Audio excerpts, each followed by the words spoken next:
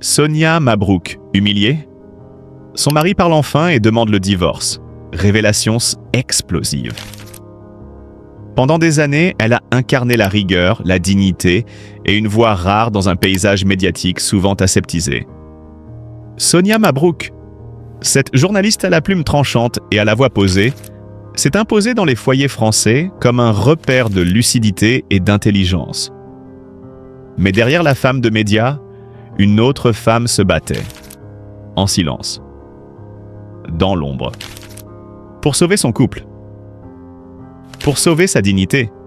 Et ce matin-là, les téléspectateurs n'ont pas vu venir l'onde de choc. Les rumeurs d'un trouble conjugal planaient depuis des mois, alimentées par quelques murmures dans les coulisses. Mais personne n'aurait pu imaginer l'ampleur de ce qui allait être révélé. C'est lui qui a parlé, son mari, après des années de silence. Et ce qu'il a dit a résonné comme un coup de tonnerre dans le monde feutré des élites parisiennes. J'ai décidé de demander le divorce. Je ne peux plus vivre dans le mensonge. Sonia m'a humilié. Ces mots, lâchés froidement dans une interview exclusive, ont glacé le sang. Comment un homme que l'on disait discret, fidèle et effacé, pouvait-il accuser Sonia Mabrouk, l'icône de l'élégance et de l'éthique, d'humiliation? Qu'y avait-il derrière cette déclaration? Était-ce la vérité ou une manœuvre destructrice orchestrée par un ego blessé? Rapidement, la machine médiatique s'est emballée. Les plateaux télé se sont enflammés. Les réseaux sociaux ont explosé. Les détracteurs, tapis dans l'ombre, ont sauté sur l'occasion pour salir son image. Et pourtant, Sonia est restée silencieuse, digne, immuable. Mais dans le silence, le vrai récit s'est écrit. Et ce que les enquêteurs du cœur ont découvert donne des frissons. Selon des proches, la réalité du couple était bien loin du tableau idyllique affiché en public. Dès les premiers mois de mariage, les tensions se sont multipliées, souvent alimentées par une jalousie latente. Lui, frustré de vivre dans l'ombre d'une femme brillante, admirée, écoutée. Elle, consciente de cette douleur, mais refusant de se renier pour apaiser une insécurité qui n'était pas la sienne.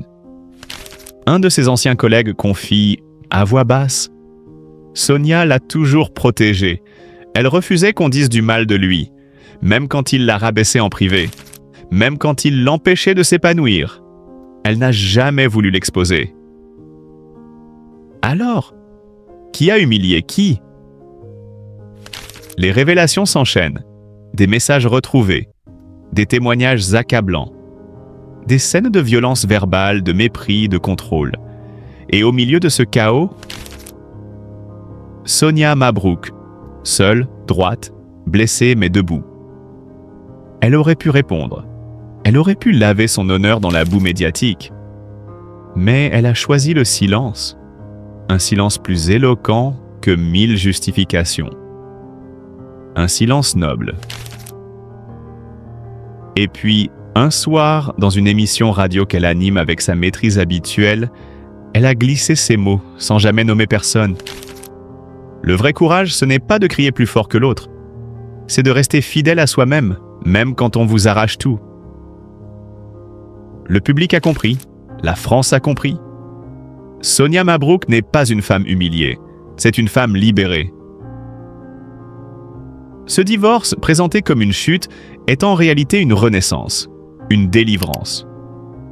Derrière le rideau des apparences, elle s'est défaite des chaînes invisibles, d'un amour devenu prison. Elle a refusé de jouer le rôle de la victime. Elle s'est élevée, encore une fois, avec la noblesse qui la caractérise. Et aujourd'hui, alors que son ex-mari continue à alimenter les polémiques, Sonia avance. Plus forte, plus libre, entourée de ceux qui l'aiment vraiment. Soutenue par un public qui voit en elle bien plus qu'une journaliste. Une femme de principe, une âme droite dans un monde tordu. Ses amis racontent qu'elle travaille déjà à un nouveau projet. Un livre peut-être, ou un documentaire. Sur la vérité, la dignité et cette fameuse frontière entre la force et la fragilité. car Sonia Mabrouk est une guerrière douce, une lumière dans le tumulte, une leçon de courage. Quand l'intime bascule dans le scandale, l'affaire Sonia Mabrouk secoue les coulisses du pouvoir et des médias. Dans les salons feutrés du Paris médiatique, là où les secrets se murmurent plus qu'ils ne s'écrivent, un nom circule avec insistance, presque avec crainte. Sonia Mabrouk. Celle que l'on admirait pour sa rigueur journalistique et sa prestance sur les plateaux, se retrouve aujourd'hui au cœur d'un tumulte que même les scénaristes les plus téméraires n'auraient osé imaginer. Tout commence par une scène banale en apparence. Un mari que l'on dira discret mais profondément épris, tombe par hasard sur un message inattendu. Pas un mot, pas une menace. Juste une vidéo. Un fichier flou, sans son, capturé par une caméra de surveillance privée dans un hall d'hôtel parisien. L'image est nette, malgré la pénombre. Sonia Mabrouk, silhouette élégante, lunettes noires, entre par une porte dérobée d'un palace de l'ouest parisien. Elle n'est pas seule. À ses côtés, un homme bien connu du paysage politique français. Un homme marié. Et pas à elle. Ce que peu savent, c'est que cette vidéo n'est pas arrivée par hasard. Avant de tomber entre les mains de son mari, elle a circulé dans un cercle bien particulier. Un groupe WhatsApp confidentiel réunissant quelques figures du journalisme politique. Des confrères, parfois des concurrents, mais tous parfaitement conscients de la bombe qu'ils avaient entre les mains. On se tait, on observe, on attend. Mais quelqu'un finit par franchir la ligne. La vidéo est transmise anonymement au mari de Sonia. Et là, tout bascule. Il faut imaginer la scène. Un salon parisien aux murs chargés de livres et de souvenirs partagés.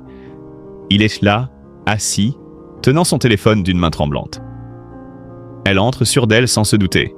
Il ne crie pas. Il pose une question. Simple, douloureuse. Tu me trompes ? Sonia, d'abord décontenancée, nie. Fermement, froidement. Elle est journaliste. Elle sait contrôler un récit. Elle en a vu d'autres. Mais cette fois, donc ce n'est pas une rumeur. Ce n'est pas une ligne de texte. C'est une image, une preuve. Il lui montre la vidéo. Le silence qui suit est glacial. Le regard de Sonia se fige. Elle comprend. Et lui, pour la première fois, la voit vraiment. Ce moment, aussi intime que violent, il le filme. Par instinct ? Par besoin de se protéger ? Ou pour montrer au monde ce qu'il vient de vivre ? Nul ne le sait vraiment. Mais ce qui est certain, c'est qu'un extrait, flouté, est bientôt publié sur les réseaux sociaux. En quelques heures, la toile s'embrase. Les mots « trahison »,« scandale »,« double vie » envahissent les feeds Twitter, les stories Instagram, les discussions Telegram. Chacun y va de son analyse. Les soutiens de Sonia parlent de manipulation, de vengeance conjugale, de montage. Les autres s'interrogent. Quels liens unissent réellement cette journaliste réputée pour son intégrité et ce politicien dont l'image familiale est au cœur de sa carrière ? Les rumeurs fusent, alimentées par des bribes d'informations glanées ici et là. Certains évoquent une liaison ancienne, qui aurait été réactivée récemment à l'occasion d'une interview politique en coulisses. D'autres, plus cyniques, suggèrent un jeu de pouvoir et d'influence, où les sentiments ne seraient qu'un alibi. Mais au-delà du scandale, une question demeure. Quand l'intimité déborde dans la sphère publique, qui est réellement responsable ? Car au fond, ce n'est pas seulement l'histoire d'un couple qui se déchire, ni celle d'une liaison interdite.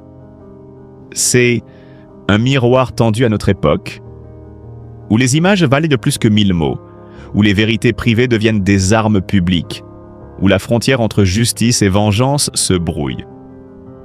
Dans les rédactions parisiennes, certains se demandent si Sonia Mabrouk pourra un jour remonter sur un plateau sans que ce visage, celui de la vidéo, ne lui colle à la peau. D'autres murmurent qu'elle prépare une riposte médiatique, un droit de réponse explosif, ou même une plainte pour violation de la vie privée. Et pendant ce temps, l'homme politique, lui, reste silencieux. Aucun communiqué, aucun démenti, juste une absence, une disparition médiatique troublante qui en dit long sur l'embarras des hautes sphères. L'affaire Sonia Mabrouk n'est peut-être que le début d'un feuilleton où se mêlent à fait passion, trahison, pouvoir et secret d'alcôve. Une histoire comme seule la vraie vie peut en offrir. Mais elle révèle surtout la fragilité des réputations dans un monde où tout peut basculer. En un clic. Et nous, journalistes, spectateurs, internautes, où plaçons-nous notre propre frontière entre information et voyeurisme?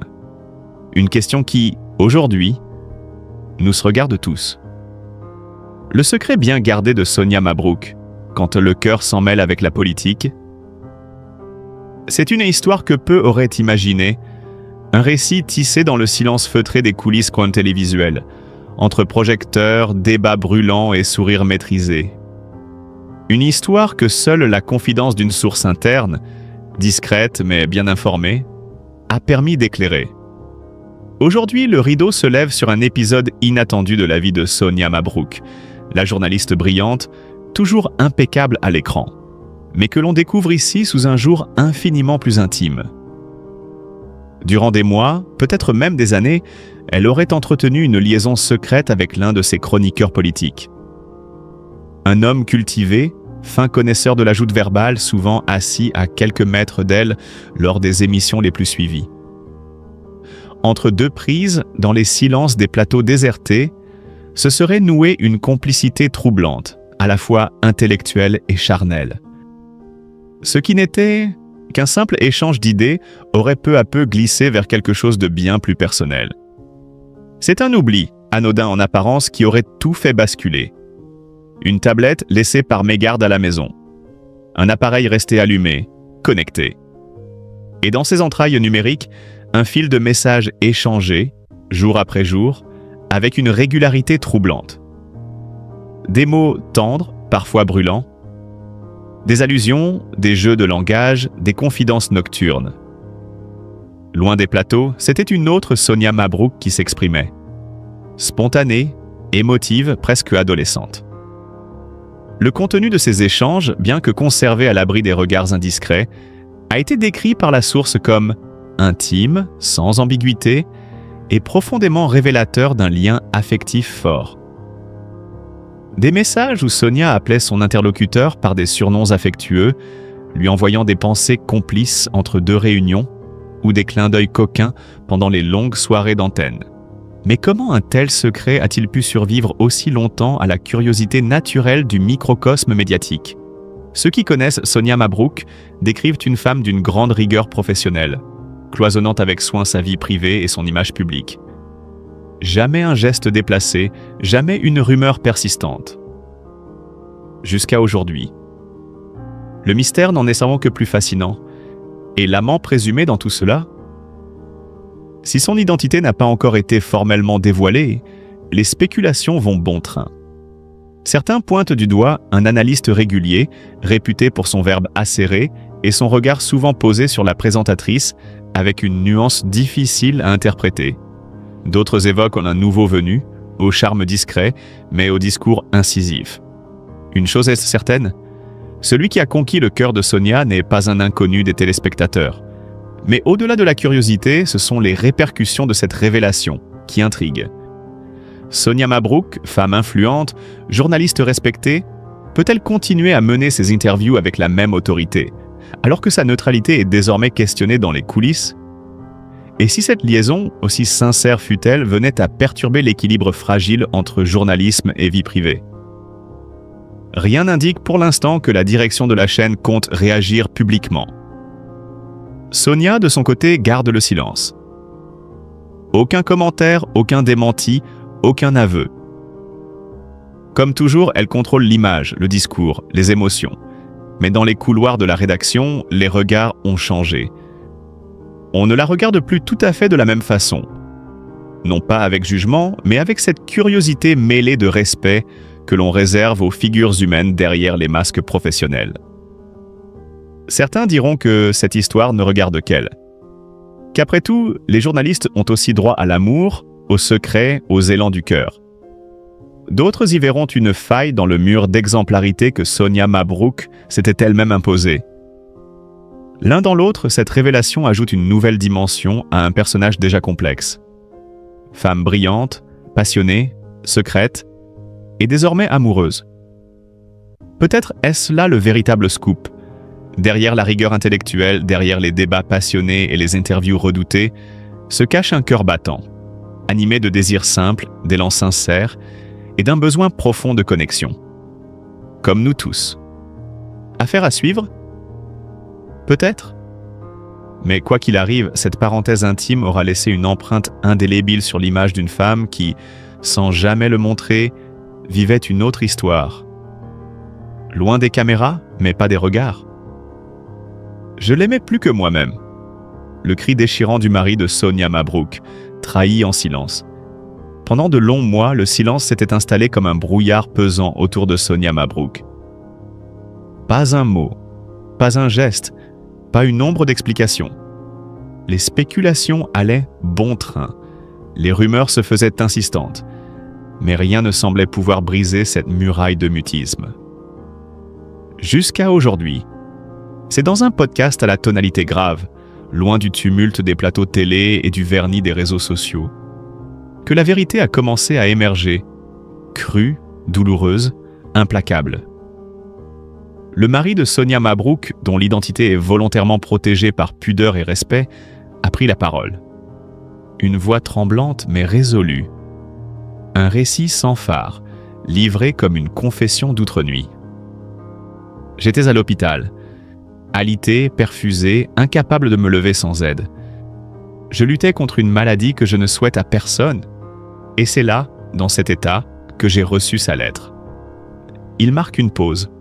On entend dans sa gorge la lutte pour retenir l'émotion, puis il poursuit, d'un ton plus grave encore. Ce n'était pas une lettre d'amour, ni même une lettre d'adieu digne de ce nom. C'était froid, distant, presque administratif. Comme si j'étais devenu un poids dont elle se débarrassait. Ce moment, il le décrit comme un basculement, un coup de poignard silencieux. Il n'en revient toujours pas de cette missive, livrée sans préavis, sans explication véritable, au moment où il affrontait l'une des pires épreuves de sa vie. L'homme, visiblement encore brisé, laisse entrevoir l'ampleur du traumatisme. Non seulement le corps était affaibli, mais désormais, le cœur l'était tout autant. Et puis vient le soupçon, celui que l'on tait d'habitude, celui qui rôde dans les silences et les regards fuyants. J'ai mis du temps à comprendre, mais certains signes étaient trop flagrants. Pendant mon hospitalisation, Sonia aurait renoué avec un homme du passé. Pas n'importe qui. Un éditeur en vue, puissant, influent, que je savais avoir été proche d'elle autrefois. La voix devient rauque, presque inaudible. Mais il continue. Parce qu'il faut que cela sorte. Parce qu'il a trop longtemps porté ce poids seul. Je l'aimais plus que moi-même. C'est fou à dire, peut-être même pathétique. Mais c'est vrai. Elle m'a remplacé comme on remplace une chemise froissée, sans un mot, sans un regard en arrière. Ces mots, glaçants, résonnent comme un glas. Ils ne sont pas seulement le cri d'un homme trahi. Ils sont le témoignage d'un amour à sens unique, éteint dans l'indifférence. Un amour sacrifié sur l'autel d'une ambition ou d'un passé réactivé. On ne le saura peut-être jamais vraiment. Le podcast, qui a immédiatement suscité une onde de choc sur les plateformes, laisse les auditeurs sans voix. Car derrière le vernis des apparitions publiques, des conférences brillantes et des débats bien huilés, se cache parfois une réalité bien plus sombre. Celle de l'humain, trop humain. Celle d'un homme qui a tout donné et qui n'a rien reçu en retour, si ce n'est une lettre d'adieu, glaciale comme un avis d'expulsion. Depuis cette déclaration bouleversante, Sonia Mabrouk garde le silence. Aucun commentaire. Aucune réaction. Le contraste est saisissant. Lui, vulnérable, à nu, livrant son cœur en lambeaux à des inconnus. Elle, enfermée dans son silence de marbre, comme si rien n'avait jamais existé. Mais peut-on vraiment ignorer une telle détresse? Peut-on balayer d'un revers de main les confidences d'un homme qui a aimé avec une intensité rare, jusqu'à s'oublier lui-même? Peut-on enfin continuer à faire comme si ce cri, lancé dans l'obscurité, n'avait jamais été poussé? Dans les couloirs du monde médiatique, la nouvelle se répand à la vitesse de l'éclair. On chuchote, on interroge, on tente de recoller les morceaux d'un puzzle complexe. Qui est cet homme? Depuis combien de temps savait-elle? Et surtout, pourquoi ce silence? Ce qui est certain, c'est que cette révélation change tout. Elle fissure l'image publique de Sonia Mabrouk, cette femme brillante, assurée, souvent perçue comme inébranlable. Elle nous rappelle que derrière chaque figure médiatique, il y a des choix, des sacrifices, des zones d'ombre, et peut-être aussi des douleurs qu'on préfère taire. Les histoires d'amour finissent mal, dit-on. Mais certaines finissent plus mal que d'autres. Certaines laissent des plaies ouvertes, des cœurs béants, des voix tremblantes qui racontent, à défaut de pouvoir oublier. Aujourd'hui, ce n'est pas une affaire de people. Ce n'est pas un simple fait divers. C'est le cri d'un homme, d'un être humain broyé par le silence, par l'absence, par une trahison qui ne dit pas son nom. Et dans ce cri, peut-être entendrons-nous tous un écho, celui de nos propres douleurs, de nos propres abandons, ou de ce que nous avons parfois laissé mourir, sans même nous retourner. Sonia Mabrouk, le duel fantôme entre deux géants de la droite.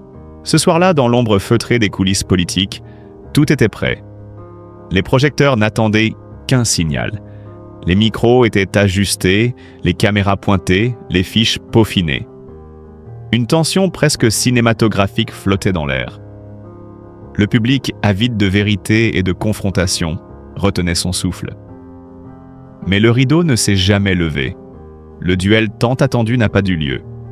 Pas d'éclat de voix, pas de répartie cinglante, pas de joutes verbales à la hauteur des ambitions. Sonia Mabrouk, témoin lucide et passionné de la scène politique, ne pouvait que constater, avec une pointe de déception mêlée d'ironie, que le combat entre Bruno Retailleau et Laurent Wauquiez s'était évaporé avant même d'avoir commencé. Ce face-à-face s'annonçait pourtant comme un moment de vérité, presque mythique. Deux figures majeures de la droite républicaine, deux visions, deux styles, deux égos. D'un côté, Bruno Retailleau, l'ascète rigoureux, droit dans ses bottes, dont la stature morale et l'intransigeance idéologique en faisaient le favori d'une droite plus exigeante, plus rigoureuse, plus conservatrice. De l'autre, Laurent Wauquiez, l'homme au parcours sans faille, au verbe tranchant, au charisme étudié. Un héritier désigné, souvent annoncé, rarement adoubé. Mais voilà, malgré les tensions sous-jacentes, les stratégies calculées et les messages subliminaux envoyés à coups de tribunes et de petites phrases, ils ont esquivé le choc frontal. Sonia Mabrouk le souligne avec justesse. Ce duel que tous attendaient n'a pas eu lieu. Et ce vide est peut-être plus révélateur que n'importe quel débat. Imaginons pourtant, un instant, ce qui aurait pu être. Le plateau de télévision s'anime. Les deux hommes prennent place, regard fixe, mâchoire serrée. Retailleau, calme, presque ascétique, attaque sur les valeurs, l'identité, la constance. Il se pose en gardien d'une droite pure, non diluée, imperméable aux sirènes centristes. Wauquiez, lui, réplique avec le feu d'un tribun. Martèle ses propositions, invoque l'efficacité, la modernité, l'enracinement local. Chaque mot est pesé, chaque attaque est chirurgicale. La tension monte, le silence est coupant. Les deux visions s'entrechoquent sans jamais vraiment se rejoindre. Dans cette fiction journalistique, Mabrouk aurait été la témoin idéale. Avec sa plume acérée et son regard perçant, elle aurait saisi les moindres inflexions de ton, les regards fuyants, les sourires crispés. Elle aurait disséqué les non-dits, mis en lumière les failles, révéler les vérités enfouies sous les slogans. Mais la réalité s'est montrée plus timide, plus prudente, presque lâche.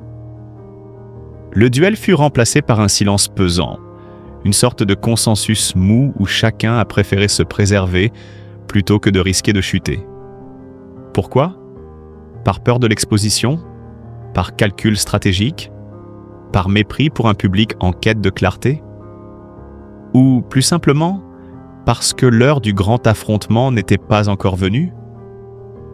Car dans cette course au pouvoir, ce qui compte n'est pas seulement le talent oratoire ou la vigueur des idées, mais le bon moment. Et peut-être que ni l'un ni l'autre n'était réellement prêt à se dévoiler. Sonia Mabrouk, avec son flair journalistique et sa finesse d'analyse, dresse ainsi le constat d'un rendez-vous manqué. Un de plus dans une droite qui peine à incarner une alternative crédible, audible et incarnée. Le duel entre Retailleau et Wauquiez aurait pu être ce moment charnière, ce fracas d'idées qui réveillerait les consciences. Il restera une ombre, un fantasme, un regret. Mais la politique, comme la scène, a ses rebondissements. Et ce duel ajourné n'est peut-être qu'un acte différé. Les projecteurs sont toujours là, les micros tendus, les caméras prêtes. Reste à savoir si les protagonistes auront, cette fois, le courage de monter sur le ring. Le présent, et en particulier travailler de plus en plus avec nos élèves et nos étudiants. C'est ce que l'on a fait pour la plupart de nos nouveaux espaces où ils sont associés, on les écoute. On ne fait pas que les écouter parce que c'est bien de les écouter, mais on les fait vraiment participer et co-construire. Et ça, c'est important. Et puis aussi, même si c'est compliqué, poursuivre avec les parents les échanges, les travaux. Et si on ne peut pas toujours les associer directement, par manque de temps pour eux, souvent, de s'impliquer, mais au moins qu'il y ait une qualité d'information, de bien comprendre que tout ce que l'on fait, dans quel sens on le fait et pourquoi on le fait. Et c'est partout pareil, même avec les enseignants qui ont, à dire, plus d'expérience et autres, c'est de renforcer ce point d'écoute, d'échange pour construire et essayer de se projeter plus loin. Et c'est sur ça qu'on va essayer, en plus de progresser. Eh ben merci beaucoup Pierre Castro. Je vais me tourner maintenant vers François Tadei en visio, directeur du Learning Planet Institute, notre grand témoin du jour. François Tadei, que retenir de nos échanges du jour? Quel point de satisfaction, quel levier, quel frein dans la mise en place de cette école du futur? Y a beaucoup de choses qui ont été dites, c'est difficile de tout synthétiser, mais je pense que fondamentalement, on voit que le futur est déjà en partie là et qu'il se construit pas à pas.